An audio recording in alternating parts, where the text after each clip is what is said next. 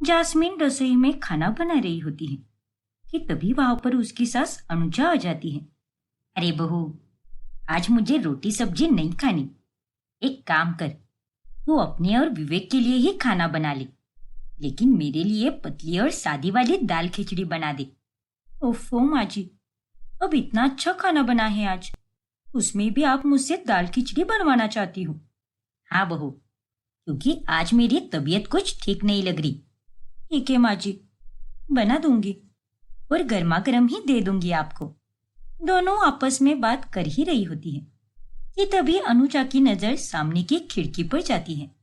अरे बहू, वो देख, वो हमारी नई पड़ोसन है जो कि कब से हमारी ही खिड़की की तरफ देख रही है। हाँ माँ जी, शायद वो किसी सोच में होगी, जाने दीजिए ना, नई नई आई है, ऊपर से वो अकेली ही रहती है। गजब है। अनुजा और जास्मीन की नई पड़ोसन का नाम शेफाली होता है और शेफाली उस शहर में नौकरी करने के लिए आई होती है, जिस कारण वो अकेली ही रहती है। आ हा हा हा, जब से मैं यहाँ पर रहने आई हूँ तब से हर रोज मेरे सामने वाले पड़ोसियों के घर में कितनी अच्छी खुशबू आती है। सच में, इस खाने की सुगंध से तो मुझे मेरे घर की याद आती है। ऐसे ही एक रोज, वाह वाह, लगता है आज ये लोग पाव भाजी बना रहे हैं। मेरे तो मुंह में अभी से पानी की बाढ़ आ रही है। एक काम करती हूँ, मैं भी पाव भाजी ऑर्डर करती हूँ। फिर शेफाली रेस्टोरेंट से पाव भाजी मंगवा कर खाती है। अब वो ऐसे ही हर रोज अपनी खिड़की से जास्मीन को खाना बनाते हुए देखती रहती है। ऐसे ही एक शाम, जब जास्मीन अपने आंगन में दिया लगा रही होती है, तभी वहां शेफाली भी अपने घर के गेट पर खड़ी होती है। हेलो, तुम इस शहर में नई हो क्या? हाँ, मेरी अभी अभी शिफ्टिंग हुई है यहाँ पर। अरे वाह, वैसे तुम अकेली कैसे रह लेती हो? खाना पीना काम करना, इन सब में तुम्हें दिक्कतें नहीं होती क्या? होती है ना, पर अब क्या करें, खाना भी रोज बाहर से मंगवाना पड़ता है क्योंकि मुझे खाना बनाना नहीं आता। बस नूडल्स ही उबालने आते हैं मुझे, और थोड़ी मीठी कड़वी चाय भी बना लेती हूँ मैं। अच्छा, पर आपके हाथ के खाने का स्वाद एकदम मस्त होगा, है ना? सब तो यही कहते हैं, लेकिन तुम्हें कैसे पता? अब इसमें पता ना लगने वाली क्या बात है? आपके खाने की खुशबू तो मेरी घर की खिड़की तक आ जाती है, और उस खुशबू को सूंघकर मुझे मेरी माँ के हाथ के खाने की याद आती है। अरे रे रे रे, तो एक काम करो, आज तुम मेरे ही घर पर खाना खाने आ जाओ। क्या? अरे नहीं नहीं, इतना अजीब लगेगा वो। वैसे पूछने के लिए थैंक यू, लेकिन मैं नहीं आ पाऊंगी। अरे इसमें क्या अजीब लगना है भला? तुम थोड़ी ना कोई अनजान हो, तुम्हें तो मैं पिछले एक हफ्ते से देख रही हूँ, और तुम अब हमारी पड़ोसन हो। चलो अंदर चलो और गर्मा गर्म खाना खा लो।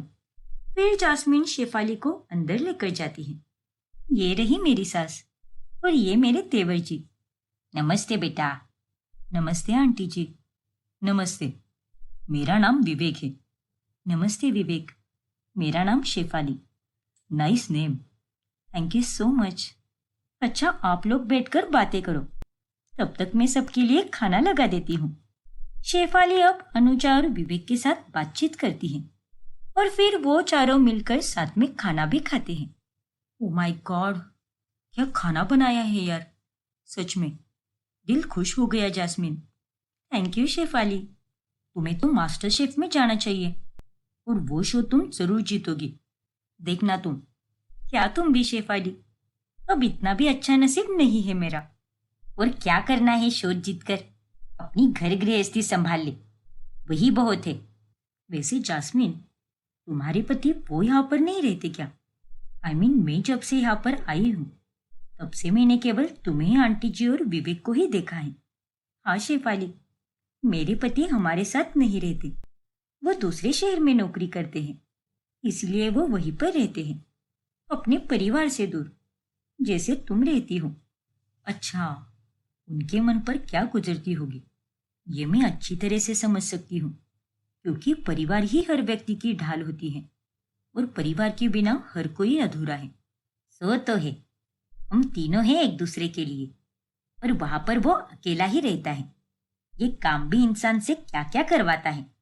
पहली ही मुलाकात में शेफाली और उन दोनों की काफी अच्छी बातचीत होती है, लेकिन शेफाली के जाने के बाद, क्यों रे बहू, तू क्या बहुत सयानी हो गई है क्या? अरे माँ जी, क्या हुआ है आपको? अचानक से आप ये क्या बोल रही हो? तो फिर तूने उस नई पड़ोसन को यहाँ पर कैसे बुलाया? मेरी अनुमति ली थी क्या तूने? अरे माँ जी, वो उसे मेरे हाथ के खाने की खुशबू बहुत अच्छी लगती है, इसीलिए मैंने सोचा कि आज उसे खाने पर बुला लूं। वाह, मतलब अब इस घर के सारे फैसले तू लेगी? अरे नहीं माँ जी, ऐसी तो कोई बात नहीं है। अरे ऐसी ही बात है। देख जास्मिन, आज तो तूने उसे मुझसे बिना पूछे बुला लिया, लेकिन आइंदा से घर के अंदर किसी को भी बुलाने से पहले तू मेरी अनुमति लिया करेगी, समझी कि नहीं? ठीक है माँ जी, जैसा आप कहो। फिर अगली सुबह जब जास्मिन रसोई में आलू के पराठे बनाती है, तभी शेफाली दूर से ही चिल्लाती है, अरे जास्मिन, आज ब्रेकफास्ट में क्या बना रही हो? आलू के पराठे बना रही हूं मैं। अच्छा जास्मिन, अगर बुरा ना मानोगी तो क्या मुझे एक बनाकर दे सकती हो क्या तुम? अरे आज तो दूध वाला भी दूध छोड़कर नहीं गया है, तो थोड़ी सी चाय भी मिल जाती तो और अच्छा हो जाता। अरे कोई बात नहीं शेफाली, मैं चाय और पराठे अभी बना कर लाती हूँ। फिर जास्मिन शेफाली के घर जाकर उसे चाय और पराठे दे देती है।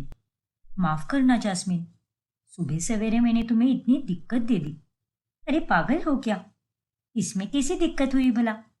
और तुम्हें अब जब भी खाने का मन करे तो मुझसे बेझिझक होकर मांगना, मैं तुम्हें बनाकर दे दूंगी। Thank you so much Jasmine, तुम बहुत अच्छी हो। You are welcome Shefali. अच्छा मैं अब जा रही हूँ, अगर और पराठे चाहिए हो तो मुझे बोल देना, मैं लाकर दे दूंगी तुम्हें। ठीक है जास्मिन। जास्मिन घर वापस चली जाती है और अपना बाकी का काम करने लगती है, और ये सब अनुजा ने देख लिया होता है, इसीलिए वो बहुत गुस्सा होती है।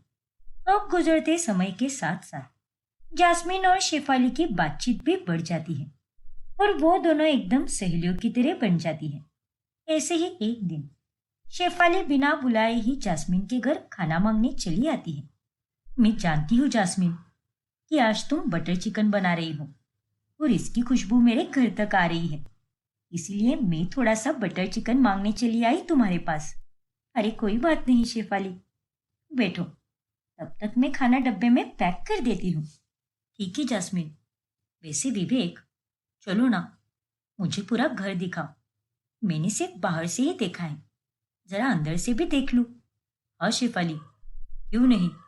फिर विवेक शेफाली को पूरा घर दिखाने लगता है और वो दोनों आपस में बहुत अच्छे से बात करते हैं। हाँ शेफाली, मैं एक टेक्सटाइल कंपनी में काम करता हूँ। और तुम? मैं रौनक ग्रुप ऑफ कंपनीज में काम करती हूँ, एचआर हूँ मैं वहां पर। अरे वाह। उन दोनों को साथ में देखकर अनुजा का गुस्सा और बढ़ जाता है।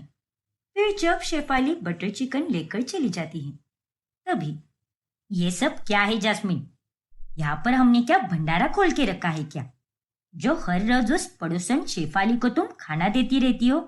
तेरे मायके वालों ने हमें कोई मुफ्त का राशन नहीं दिया है। अरे माँ जी, ये आप कैसी बातें कर रही हो? अरे चुप हो जा, दोस्ती यारी करने का कुछ ज्यादा ही चस्का लगा है तुझे, और इसीलिए तू उसे खाना देती रहती है। अरे तेरे से बार बार खाना देने के कारण ही वो भी अब बेशर्मों की तरह रोज रोज खाना मांगने चली आती है, निकम्मी कही की। लेकिन माँ जी, अगर एक व्यक्ति को थोड़ा सा खाना दे दिया जाए तो हमारा कौन सा राशन खत्म होने वाला है? और वो बेचारी शेफाली तो अकेली रहती है, इसीलिए मैं उसे खाना देती हूँ।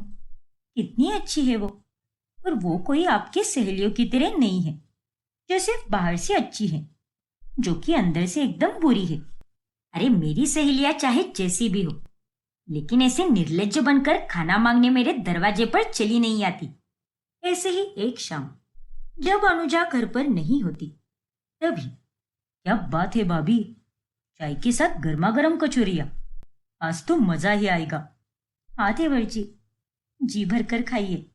वैसे शेफाली को भी देना है मुझे, लेकिन कहीं यहाँ पर माँ जी ना आ जाए। इतना मत सोचिए भाभी, वैसे भी माँ मंदिर गई है और उन्हें घर आने में अभी काफी समय बाकी है। एक काम कीजिए, शेफाली को जाकर ये कचौरियाँ देने की जगह आप उसे ही यहाँ पर बुला लीजिए। हाँ, यह आइडिया एकदम मस्त है। मैं अभी उसे बुला कर लाती हूँ।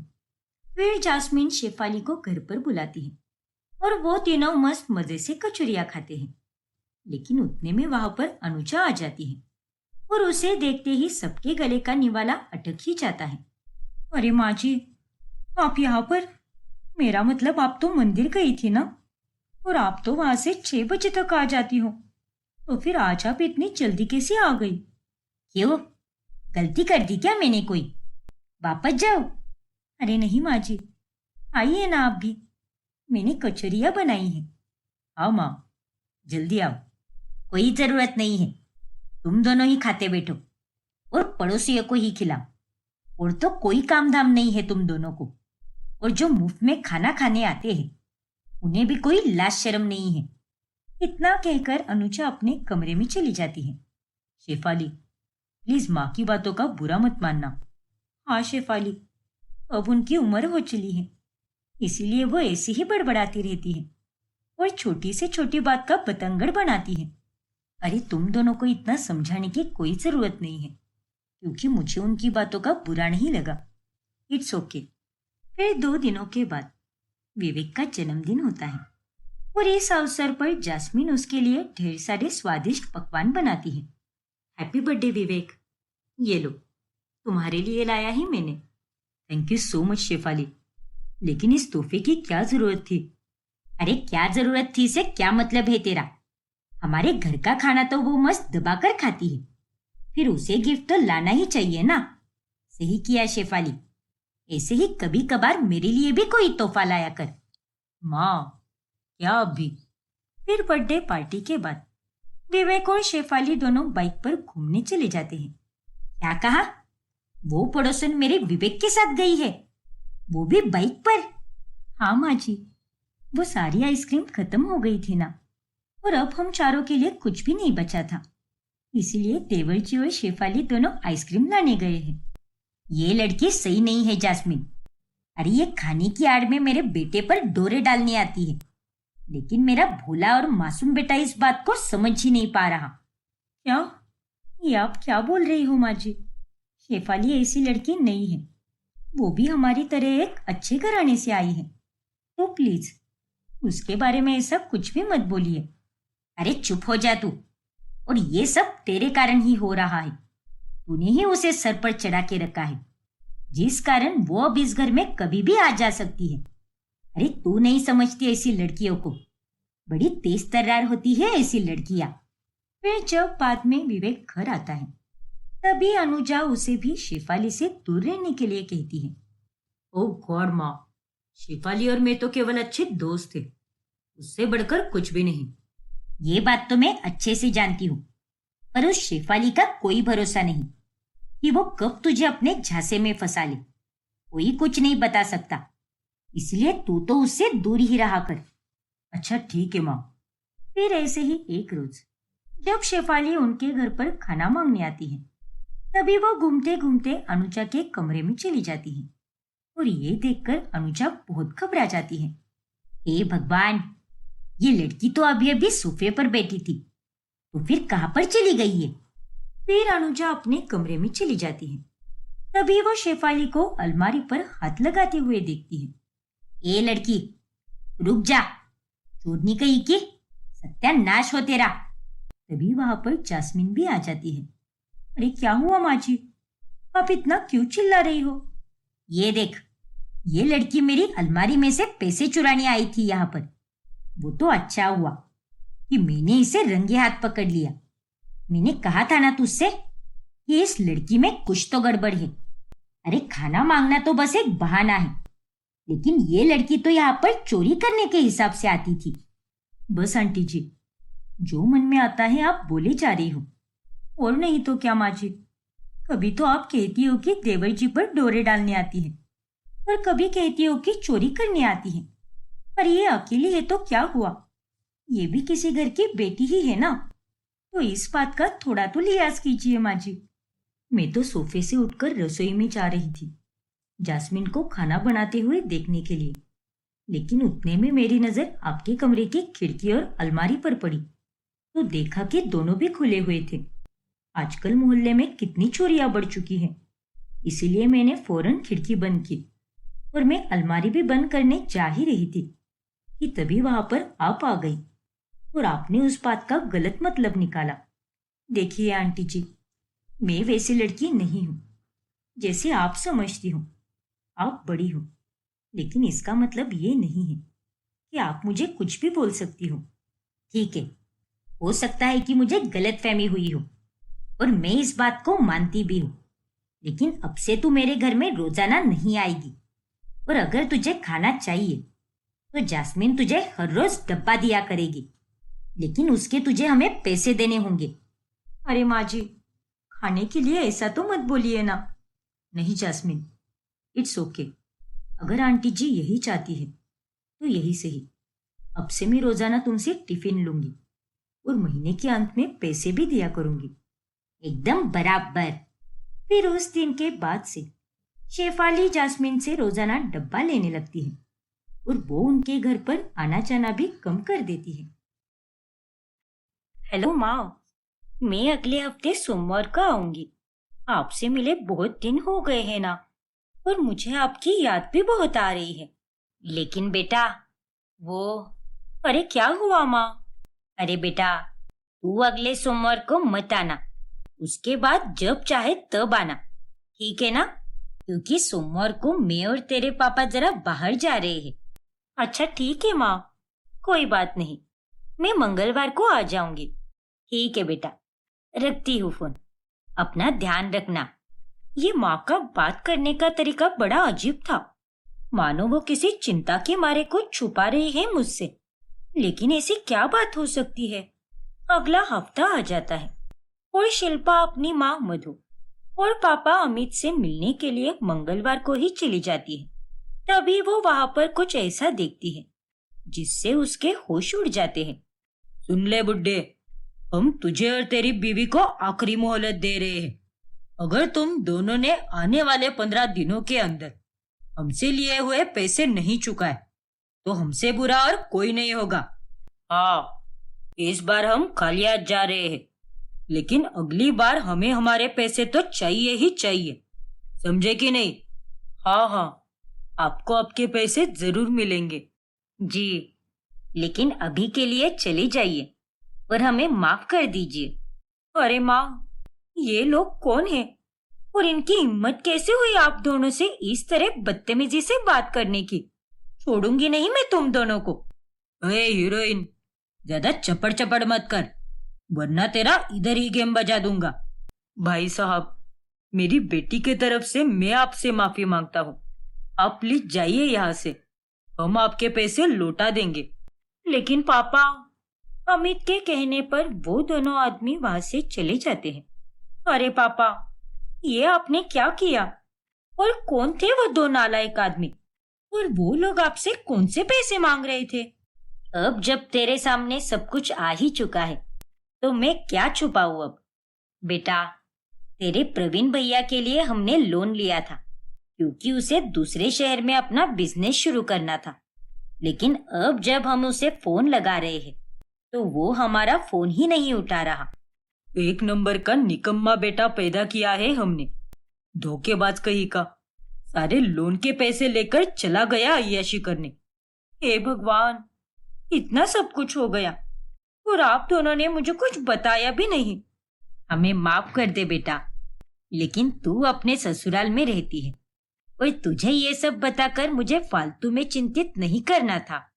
वो लोग तो सोमवार को आने वाले थे, इसलिए मैंने तुझे सोमवार को आने के लिए मना कर दिया, लेकिन वो लोग सोमवार की जगह पर आज आ गए। हमें तो कुछ समझ में ही नहीं आ रहा कि आखिर करे तो क्या करे, कहाँ से लाएंगे इतने सारे पैसे? अगर उन दोनों को पैसे नहीं दिए तो वो हमारी इज्जत की धज्जियां उड़ाएंगे, वो अलग, लेकिन हमें वो लोग छोड़ेंगे भी नहीं। आप दोनों घबराइए मत पापा, मैं पैसों का बंदोबस्त जरूर करूंगी। नहीं बेटा, अरे तू कैसे करेगी? ना ना, तो दामाद जी या समधन जी से पैसे मत मांगना। अरे माँ, आप फिक्र मत कीजिए, इस सब के बारे में मैं किसी को कुछ भी नहीं बोलूंगी। लेकिन बेटा, शिल्पा मधु की कोई बात नहीं मानती और वो अपने पति रोमिल से पैसे मांगती है। क्या कहा? इतने सारे पैसे? लेकिन तुम्हें इतने सारे पैसे क्यों चाहिए शिल्पा? अरे वो मेरी सहेली है ना कृतिका, उसे चाहिए थे। थोड़े ही दिनों में वो तुम्हें वापस लौटा देगी रोमिल। प्लीज देखो ना, अगर कोई बंदोबस्त हो सकता है तो। माफ करना शिल्पा, लेकिन हाल ही में बहुत खर्चे बढ़ गए हैं, इसीलिए मैं इतने सारे पैसों की मदद नहीं कर पाऊंगा। रोमिल की बातें सुनकर शिल्पा उदास हो जाती है। वो अपनी सहेलियों से भी मदद मांगती है, लेकिन कहीं से भी कोई मदद नहीं मिलती। अब मैं क्या करूं? पैसे जोड़ने की हर तरह से कोशिश की मैंने, लेकिन जोड़ जोड़ कर कुछ ही पैसे जोड़ पाई हूँ, और ये पैसे तो उस रकम का आधा भाग भी नहीं है। दिन बीत जाते हैं और शिल्पा के दिमाग में एक सुझाव आता है। देखिए माँ पापा, अब आप दोनों को गायब ही होना पड़ेगा, उसके अलावा और कोई रास्ता नहीं है। क्या? लेकिन बेटा, हम दोनों गायब होकर भी कहाँ जाएंगे? हमारा तो यहाँ पर कोई जान पहचान वाला भी नहीं है और ना ही कोई रिश्तेदार है। आप दोनों मेरे ससुराल में आइए और वहां पर छुप कर रहिए। वो दोनों आदमी मेरे ससुराल तक नहीं पहुंच पाएंगे, क्योंकि यहाँ आस पड़ोस में भी किसी को मेरे ससुराल का कुछ भी पता नहीं है। क्या कहा? तेरे ससुराल में? लेकिन वहां तो समधन जी और दामाद जी भी रहते हैं तेरे साथ, वो दोनों क्या कहेंगे बेटा? नहीं नहीं, हम तेरे ससुराल में नहीं आ सकते बेटा। अरे आप दोनों घबराइए मत, मेरे ससुराल में आप दोनों ऐसी जगह छुपिए जहाँ पर माजी और रोमिल आते ही नहीं है, और वो जगह है रसोई। रसोई? लेकिन बेटा, हम रसोई में कैसे रहेंगे? देखो माँ, माजी और रोमिल कभी कभार ही आते हैं रसोई में, और मेरे ससुराल में जो रसोई है वो काफी बड़ी है और उसको दरवाजा भी है, जिसके ताले की चाबी केवल मेरे पास ही होती है। आप दोनों बेफिक्र रहिए, मैं वहां पर आप दोनों का पूरा ध्यान रखूंगी। ठीक है बेटा, अब मुसीबत आई है तो यही करना होगा। अब मधु और अमित के पास कोई रास्ता नहीं होता और वो दोनों चुपके से शिल्पा के ससुराल की रसोई में रहने लगते हैं। ये गद्दा एकदम साफ सुथरा है माँ पापा, आप दोनों इस पर आराम से सो सकते हो।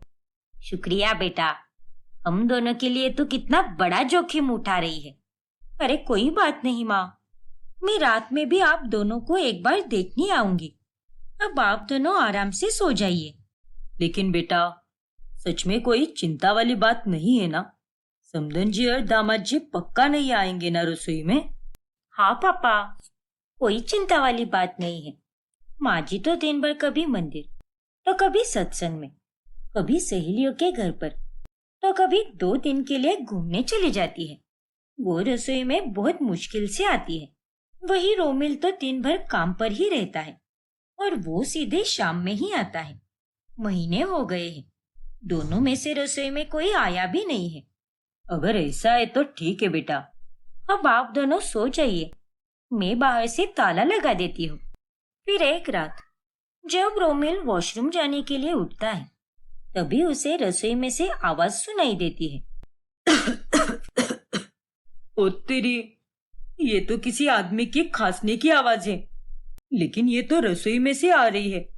कहीं कोई चोर तो नहीं आया है? शिल्पा, शिल्पा जल्दी उठो। क्या हुआ रोमिल, क्यों इतनी रात को परेशान कर रहे हो? अरे शिल्पा, रसोई में से आवाज आ रही है, जल्दी से रसोई का दरवाजा खोलो, लगता है कोई चोर घुसा है अंदर। क्या? ये सुनते ही शिल्पा की नींद एक सेकंड में ही छूमंतर हो जाती है। अरे ऐसा कुछ भी नहीं होगा रोमिल, तुम्हें वहम हुआ होगा। नहीं शिल्पा, मेरा विश्वास करो, मैंने अपने कानों से सुना है। अरे बाबा, लेकिन चोर को अगर चोरी ही करनी होगी तो वो भला रसोई में क्यों आएगा? अरे रसोई की खिड़की से वो घर में घुसा होगा। अब वो सब छोड़ो और तुम मेरे साथ चलो, रोमिल शिल्पा को जबरदस्ती रसोई के पास लेकर जाता है, लेकिन रसोई में पहुंचने तक अमित की खांसी की आवाज आनी बंद हो जाती है। अरे तुम्हें कहाँ से आवाज आ रही है?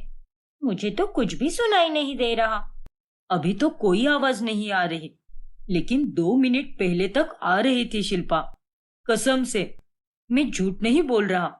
अरे रोमिल, तुम्हारे कान बज रहे होंगे। खामखा मेरी नींद खराब कर दी तुमने। अब चलो अंदर, मैं नहीं खोलने वाली रसोई का दरवाजा। अरे लेकिन, इतना कहकर शिल्पा सोने चली जाती है। फिर अगले दिन, माँ पापा, आप दोनों रात के सन्नाटे में आवाज मत किया कीजिए। कल रात को मैंने जैसे तैसे संभाल लिया, लेकिन हर बार मैं नहीं संभाल पाऊंगी। माफ करना बेटे, लेकिन अगली बार से मैं और मधु ध्यान रखेंगे। अरे माफी मत मांगिए पापा, मैं बस आपको सावधान कर रही हूँ। फिर एक दिन शिल्पा ढेर सारा फरसान लेकर आती है और उसे अमित और मधु भी खाते हैं। लेकिन जब शिल्पा की सास नीला देखती है कि फरसान एक दिन में ही इतना सारा खत्म हो चुका है, तब वो हैरान हो जाती है। अरे एक दिन में ही तूने इतना सारा फरसान कैसे खा लिया बहू? मुझे तो कुछ समझ में ही नहीं आ रहा। वो क्या है ना माँ जी, मूवी देखते देखते फरसान कब खत्म हो गया पता ही नहीं चला। बड़ी अजीब बात है। खैर, मुझे 2 दिन बाद अपनी सहेलियों के साथ 1 हफ्ते के लिए वृंदावन जाना है, तो तू मेरी पैकिंग में मदद कर देना। और हाँ, वो धोबी वाले से मेरी सारी नई साड़ियाँ भी लेकर आना और उसे अभी बता कर रख दे। ठीक है माँ जी। चलो अच्छा है, माँ जी 1 हफ्ते के लिए बाहर जा रही है। उतने दिन ही माँ और पापा घर में सुकून से रह पाएंगे। फिर नीला वृंदावन चली जाती है। तभी मधु और अमित दोनों दिन भर घर में कहीं भी घूम फिर पाते हैं। इतने दिनों बाद अच्छा लग रहा है, वरना रसोई में रहकर तो बहुत दिक्कत हो रही थी बेटा। माफ करना माँ, लेकिन अब हालात ही ऐसे हैं, तो मैं भी इसमें क्या कर सकती हूँ। लेकिन मैं तो आज मस्त आराम से सोने वाला हूँ। हाँ पापा, मैंने बिस्तर भी ठीक कर दिया है, आप जाकर आराम कीजिए। और माँ, आप टीवी देखिए। उतने में घर की घंटी बजती है। शिल्पा, दरवाजा खोलो शिल्पा। अरे नहीं, ये रोमिल आज इतनी जल्दी कैसे आ गया? अब क्या करे? बाप रे, मुझे तो बहुत डर लग रहा है। लगता है शिल्पा सो चुकी है। मैं पीछे के दरवाजे से अंदर चला जाता हूँ। फिर रोमिल पीछे के दरवाजे से अंदर चला आता है और उतने में मधु और अमित दोनों फौरन रसोई में वापस चले जाते हैं। अरे रोमिल, आज तुम ऑफिस से इतनी जल्दी कैसे आ गए? क्यों, तुम्हें इस बात की खुशी नहीं हुई क्या? इतने दिनों बाद घर में सिर्फ मैं और तुम। हाँ रोमिल, मैं भी बहुत खुश हूँ, लेकिन तुम इतनी जल्दी कैसे आए? अरे वो आज ऑफिस में इतना काम ही नहीं था और कोई मीटिंग भी नहीं थी, तो इसीलिए मैंने सोचा कि आज अपनी बीवी को समय दे दूं। ओह, शुक्रिया रोमिल। फिर रोमिल और शिल्पा दोनों तैयार होकर बाहर चले जाते हैं। ऐसे ही दिन गुजरते हैं और बचते बचाते शिल्पा अपने माता पिता की हिफाजत करती है। लेकिन एक दिन जब शिल्पा की आंख लग जाती है, तभी बहू, बहू जरा मुझे पानी तो दे दे, बहुत प्यास लग रही है बहू। अरे कहाँ मर गई ये? हद है, कब से आवाज लगा रही हूँ मैं इस लड़की को। फिर नीला शिल्पा के कमरे में चली जाती है। लो कर लो बात, ये महारानी तो यहाँ खराटे मारते हुए सो रही है। खैर, मैं ही ले लेती हूँ पानी। फिर नीला जब पानी लेने रसोई में जाती है, तभी वहां पर मधु के पैर के पास एक मोटा कॉकरोच आ जाता है। नहीं, समधन जी, समधी जी, आप दोनों यहाँ पर, वो भी इतने सारे सामान के साथ। लेकिन आप यहाँ पर क्या कर रहे हो? दरअसल समधन जी, वो ना। अरे नहीं मधु, कुछ मत बताओ। अब जब इन्होंने हमें और हमारे सामान को यहाँ पर देख ही लिया है, तो अब मैं इनसे क्या छुपाऊं। तभी वहां पर रोमिल भी आ जाता है और शिल्पा भी मधु की चिल्लाहट सुनकर रसोई में आ जाती है। और आखिर में मधु नीला और रोमिल को सारी सच्चाई बताती है, जिसे सुनकर वो दोनों चौंक जाते हैं। क्या आप दोनों के साथ इतना सब कुछ हुआ? और हमें भनक भी नहीं पड़ी। तो इसके लिए तुमने मुझसे पैसे मांगे थे शिल्पा? हाँ रोमिल। हे भगवान, शिल्पा तुम कितनी बेवकूफ हो यार। अगर तुम मुझे इन सब के बारे में पहले ही बता देती तो मैं कहीं ना कहीं से पैसों का बंदोबस्त कर ही देता। अरे अपने सास और ससुर के लिए मैं इतना भी नहीं कर सकता क्या? और नहीं तो क्या, अरे हमें बताने से क्या हो जाता।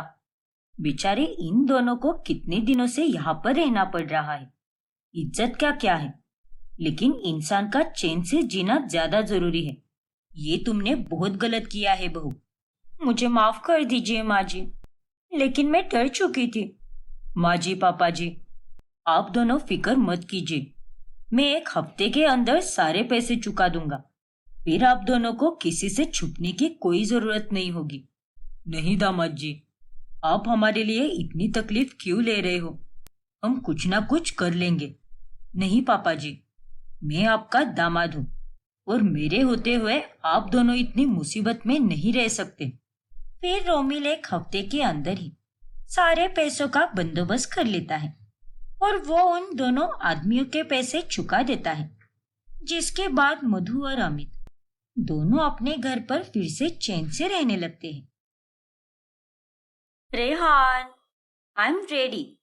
चलो अब तुम भी जल्दी से तैयार हो जाओ। आज लवीना और माजी किसी फंक्शन में गए हैं ना, तो वो वहीं से खाना खाकर आने वाले हैं। इसीलिए आज हम दोनों रेस्टोरेंट में खाना खाने चलेंगे। क्या? हाँ रेहान, हमारे एरिया में एक नया रेस्टोरेंट खुला है। काफी लोग जा रहे हैं वहां पर लाइव म्यूजिक भी होता है और उसी वजह से खाना खाने में मजा भी आएगा। अब चलो ना, जल्दी से तैयार हो जाओ। ओफो निकिता, आज मेरा मन नहीं है, थकान सी हो गई है। अरे बाहर जाने से अच्छा तो यही होगा ना कि हम घर पर ही खाना मंगवाते हैं और खाना खाते समय मूवी भी देखेंगे और खूब एंजॉय करेंगे। छोड़ो, तुम्हें जो करना है करो। पहले मेरे एक बार कहने पर ही तुम मेरी सारी बातें सुनते थे, लेकिन अब तो तुम्हारे अलग ही तेवर है।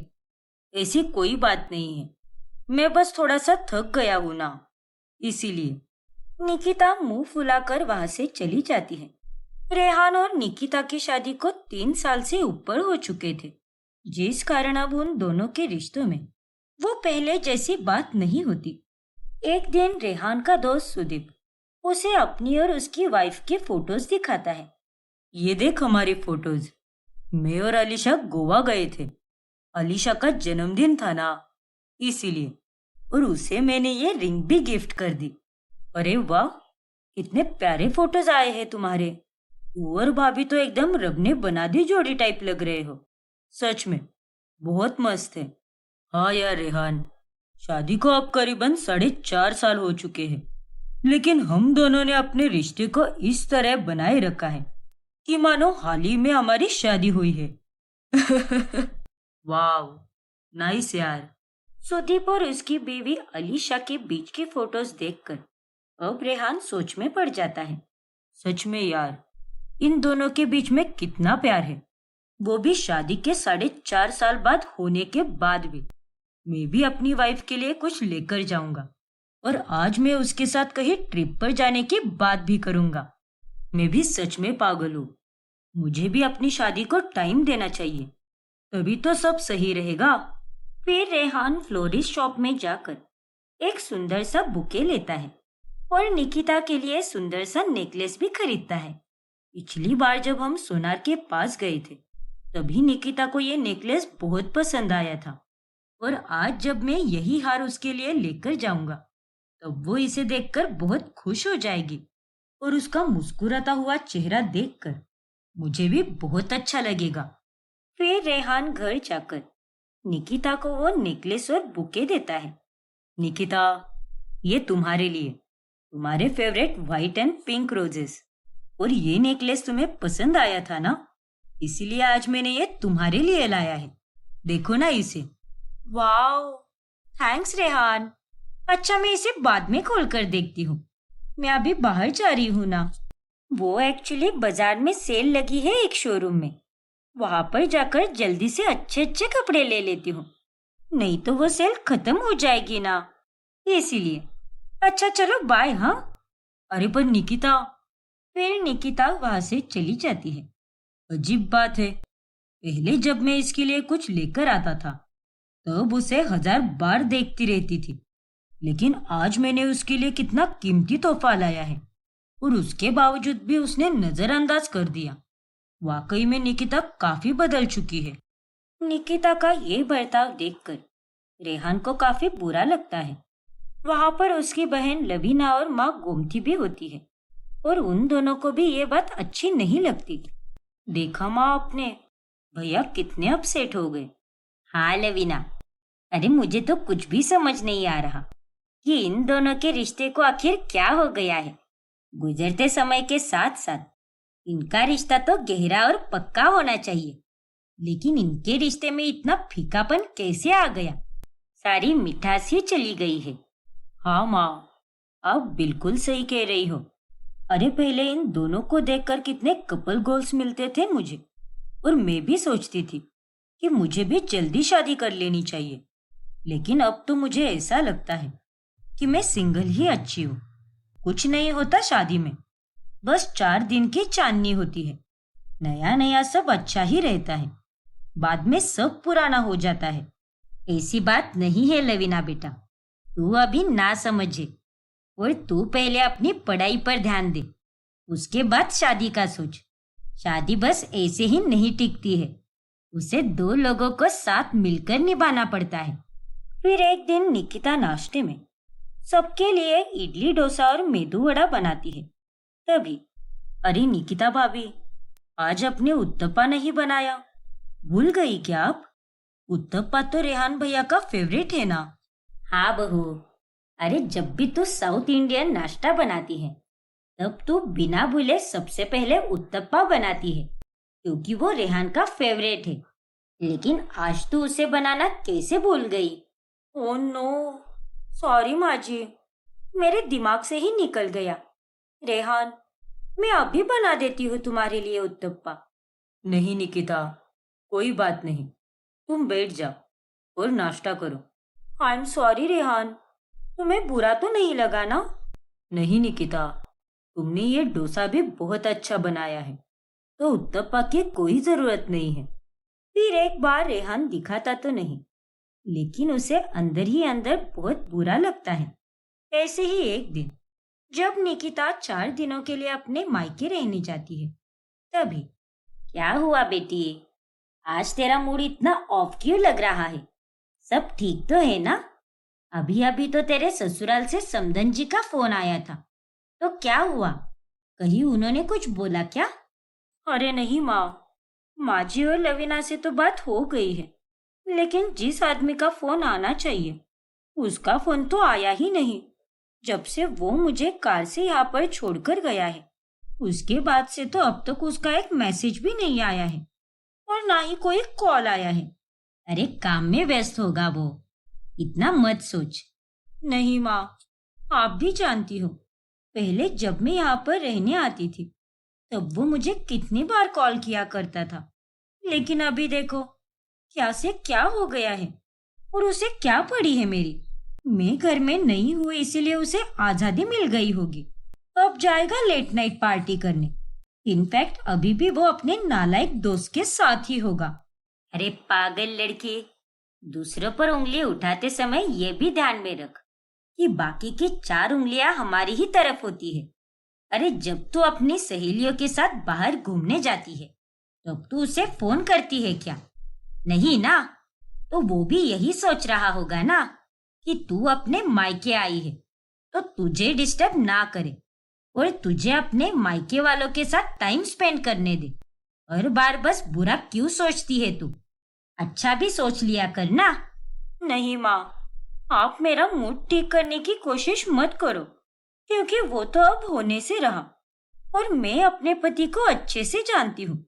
वो काफी बदल गया है माँ, और मैं जब अपनी सहेलियों के साथ बाहर जाती हूँ तब की बात अलग होती है और अब की बात अलग है माँ।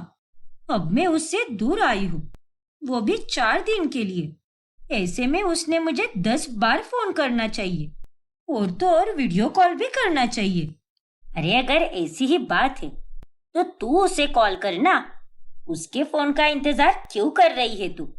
नहीं माँ, अरे हर बार उसे फोन मैं ही क्यों करूं? रिश्ता सिर्फ मेरी ही तरफ से है क्या? वो भी इस रिश्ते में बराबर का साथीदार है, तो उसका भी कुछ फर्ज बनता है ना। निकिता अब गुस्सा होकर बैठ जाती है। वहीं दूसरी तरफ रेहान निकिता के फोन कॉल का इंतजार कर रहा होता है। पहले पहले तो जब मैं दिन भर बिजी होता था तो शाम तक उसका फोन आ ही जाता था, लेकिन अभी मैडम को इतना भाव चढ़ गया है कि उसने एक बार भी मुझे कॉल तक नहीं किया। अरे फोन कॉल करना तो दूर की बात है, लेकिन उसका तो एक मैसेज भी नहीं आया। मायके में जाकर अपने पति को तो ये भूल ही गई है। भूलने दो, मुझे भी क्या पड़ी है। रेहान और निकिता के बीच तनाव काफी बढ़ जाता है और ऐसे ही एक दिन अचानक से रेहान की तबीयत खराब हो जाती है। तभी वो घर पर ही रहता है। निकिता बहू, रेहान के लिए कोई हेल्दी सा सूप बना दे, वो पीकर उसे अच्छा लगेगा। और आज तुझे घर के काम करने की कोई जरूरत नहीं है, बस तू दिन भर उसके साथ ही बैठ। जब तुम उसके साथ और उसके पास रहोगी तभी उसे अच्छा लगेगा। हाँ भाभी, पापा कहते थे ना, कभी कभी दवाइयाँ भी वो काम नहीं करती जो काम किसी का साथ और किसी की मौजूदगी कर देती है। आप दोनों पिछले कई दिनों से अलग रहे हो ना, तो फिर आज एकदम मस्त मौका मिला है। साथ में कोई अच्छी सी मूवी देख लो। वो नई रणबीर कपूर वाली मूवी आई है ना, वही देख लो। एकदम कमाल की मूवी है वो, भैया को भी बहुत पसंद आएगी। ठीक है लवीना, जैसा तुम कहो। फिर निकिता सूप बनाती है और वो रेहान के लिए लेकर जाती है। वो दिन भर उसके साथ कमरे में ही रहती है, लेकिन उससे कोई बातचीत नहीं करती और अपने फोन में ही घुसी पड़ी रहती है। ये सब लवीना और गोमती बाहर से देख लेती है। हे भगवान, इन दोनों को ये क्या हो गया है? एक छत के नीचे रहकर भी ये दोनों तो अनजानों की तरह रह रहे हैं। रेहान तो खुद से सूप पी रहा है। अरे पहले जब वो बीमार होता था तब निकिता बहू रेहान से एक पल के लिए भी अपनी नजर नहीं हटाती थी, पर आज देखो सब कितना बदल चुका है। हाँ माँ, मुझे तो ये सब देखकर बहुत बुरा लग रहा है। ना जाने ये दोनों कब अपने झगड़े को खत्म करेंगे और फिर से एक साथ अच्छे से रहेंगे। शायद अब हमें ही कुछ ऐसा करना होगा जिससे उन दोनों के बीच में फिर से प्यार जाग जाए। लेकिन अब हम ऐसा क्या करेंगे माँ? ये दोनों तो एक दूसरे के लिए बिल्कुल भी एफर्ट्स नहीं डालते और इनकी गलत फहमियों के कारण ही इन दोनों के बीच में कितनी दूरियां आ गई है। कुछ ना कुछ तो करना ही पड़ेगा लवीना। मुझसे मेरे बच्चों का ये हाल नहीं देखा जा रहा। फिर लवीना और गोमती अब उन दोनों के बीच में प्यार का एहसास जगाने के लिए नई नई तरकीबें सोचने लगती है। माँ, मेरे पास एक आइडिया आया है। हमेशा से ऐसे ही होते आया है ना, जब जब भैया एफर्ट्स डालते हैं तब भाभी ने उन्हें नजरअंदाज किया है, और जब भाभी एफर्ट्स डालती है तब भैया उन्हें नजरअंदाज करते हैं। हाँ, फिर इस बार हम उन दोनों को अलग अलग प्यारे से तोहफे देंगे और उन दोनों को यही लगेगा कि उन दोनों ने ही एक दूसरे को तोहफे दिए हैं, और इसी के चलते उन दोनों के बीच में प्यार भरी बातें शुरू होंगी। हाँ बेटा, यही सही रहेगा और ये आइडिया भी बहुत अच्छा है। फिर लवीना और गोमती उन दोनों के लिए गिफ्ट्स खरीदती है और वो गिफ्ट्स वो उन दोनों के पास छोड़ देती है। लेकिन जब वो दोनों उन गिफ्ट्स को देखते हैं तभी, ये क्या, ये गिफ्ट, ये तो रेहान ने दिया है। सीधे मुंह बात भी नहीं कर सकता और अब मुझे गिफ्ट दे रहा है। मुझे नहीं देखना इसका कोई गिफ्ट। वही दूसरी तरफ, पहले इग्नोर करो और फिर गिफ्ट देखकर झूठे मन से मनाओ, यही आता है उसे और कुछ नहीं। गुस्से की वजह से निकिता और रेहान एक दूसरे के गिफ्ट्स खोलते ही नहीं, और ये देखकर गोमती का माथा और फिर जाता है। और अंत में वो उनके पास जाकर गुस्से से कहती है, तुम दोनों के बीच ये सब क्या चल रहा है?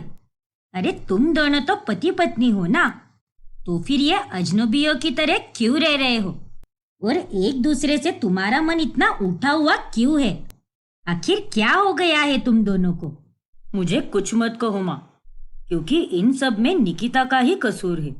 इसे खुश रखने के लिए मैं हमेशा कोशिश करता था, लेकिन ये तो मुझे और मेरे एफर्ट्स को हर बार इग्नोर ही करती है। इसके लिए इसका पति अब पुराना हो गया है ना, इसीलिए इसकी जिंदगी में अब मेरी कोई वैल्यू नहीं है। मुझे शट अप रेहान। अरे तुम तो ऐसे कह रहे हो जैसे मैंने कभी कोई एफर्ट्स नहीं डाले। मैंने भी तुम्हें हमेशा खुश रखने की कोशिश की, लेकिन तुम ही थे जो हमेशा थक जाते थे या फिर कहीं ना कहीं बिजी रहते थे। दोस्तों के साथ वक्त बिताने में इसे कोई दिक्कत नहीं है, लेकिन उतना ही वक्त तुमने कभी मेरे साथ भी बिताया है क्या? देखो बच्चों, तुम दोनों को ये बात समझनी होगी कि शादी को चलाने के लिए एक दूसरे को समझना बहुत जरूरी होता है। अगर ये थक गया है तो तुझे उस बात को समझ कर लेना चाहिए, ना कि उससे रूठ कर बैठना चाहिए। और अगर बहू तेरे एफर्ट्स को इग्नोर करती है तो तू भी उस बात को सकारात्मक रूप से लिया करना। कभी एक हाथ छोटी बात को इग्नोर कर भी दिया, इसका मतलब ये तो नहीं होता ना कि ये तुझसे प्यार ही नहीं करती। रिश्ते में अगर समझदारी और अपनापन होगा तभी वो रिश्ता कायम रहेगा और अच्छे से चलेगा। रेहान और निकिता गोमती की बात समझ जाते हैं और उन्हें अपनी गलतियों का एहसास भी हो जाता है। माफ कीजिए माँ जी, आपने आज मुझे बहुत अच्छी सीख दी है। और रेहान, मुझे माफ कर दो, लेकिन मैं तुमसे बहुत प्यार करती हूँ और मैं वादा करती हूँ कि आज के बाद मैं तुम्हारी हर बात और हर सिचुएशन को समझ कर लूंगी। मैं भी तुमसे यही वादा करता हूँ निकिता। आई एम सॉरी, पर अब हम दोनों रिश्ते की नई शुरुआत करते हैं और अब से ये रिश्ता सिर्फ सालों की गिनती में ही पुराना होगा, लेकिन फीलिंग्स और प्यार के मामले में ये कभी पुराना नहीं होगा। हाँ रेहान, इस तरह अंत में उन दोनों के बीच की सारी दूरियां मिट जाती है और वो दोनों अब अपने रिश्ते पर काम करके एक दूसरे के साथ खुशी से रहने लगते हैं।